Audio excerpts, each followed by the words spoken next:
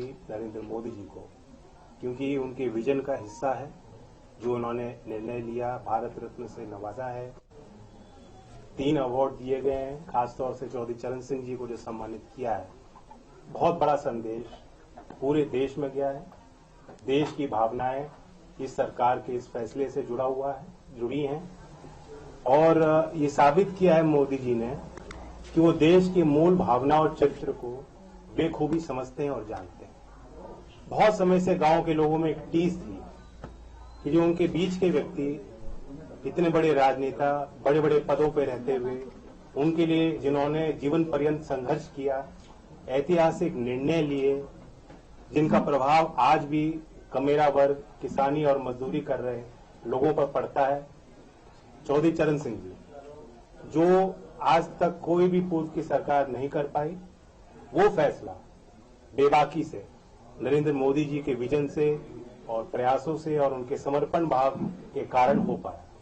तो मैं फिर कोटि कोटि धन्यवाद देता हूं, आभार व्यक्त करता हूं। जो आज मुख्यधारा में लोग नहीं हैं, उनकी हिम्मत बढ़ाने का फैसला आज भारत सरकार ने लिया है। पूरे देश में सभी चौधरी साहब को मानने वाले लोगों के लिए खुशी की पल है।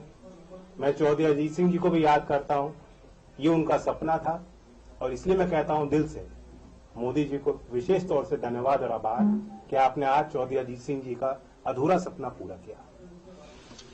अच्छा जैन जी, इस फैसले को चुनावी बताया जा रहा है। इस फैसले को चुनावी बताया जा रहा है, चाहे वो चौधरी चरण सिंह जी की बात करें या पीवी नरसिम्हा राव की बात करें, और खासतौर पर चौधरी चरण सिंह जी को भारत रत्न देने के बारे में कहा जा रहा है कि एक चुनावी फैसला है। लोकसभा चुनाव के मद्देनजर यह फैसला लिया गया है ताकि आप एनडीए में शामिल हो सके। इस पर आपकी क्या प्रतिक्रिया है? मुझे इतना वजन ना दें, चुनाव हारे हों जीते हों, मैं गठबंधन में जा रहा हूं, कितनी सीट मिल रही है, ये कोई मसला ही नहीं है।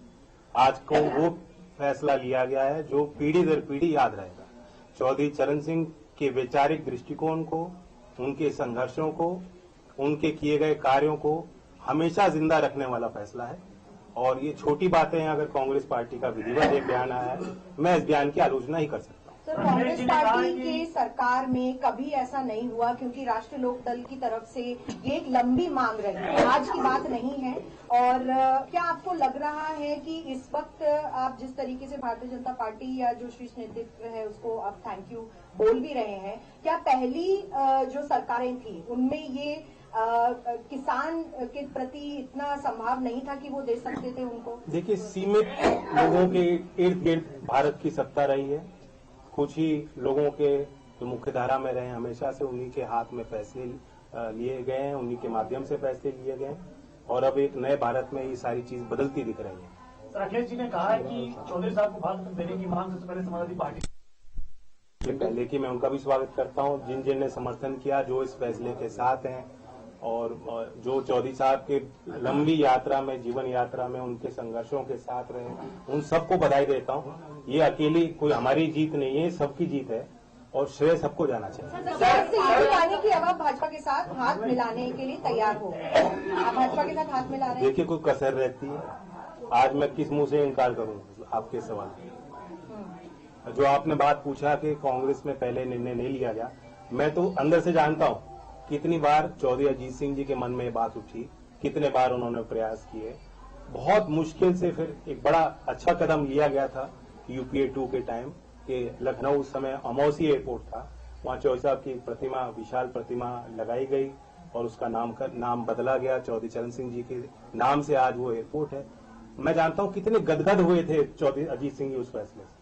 आज अगर चौधरी अजीत सिंह जी जिंदा होते, कितने प्रसन्न होते, ये मैं अच्छी तरह समझ सकता हूं। तो मतलब ये जैन जी ये मान लें कि अब आप भारतीय जनता पार्टी के साथ उनके शर्तों के अनुसार उनको ज्वाइन करेंगे और फिर आप यूपी में चुनाव? देखिए, आज कोई शर्त और सीट और चुनाव की बात करना आज के दिन के महत्व को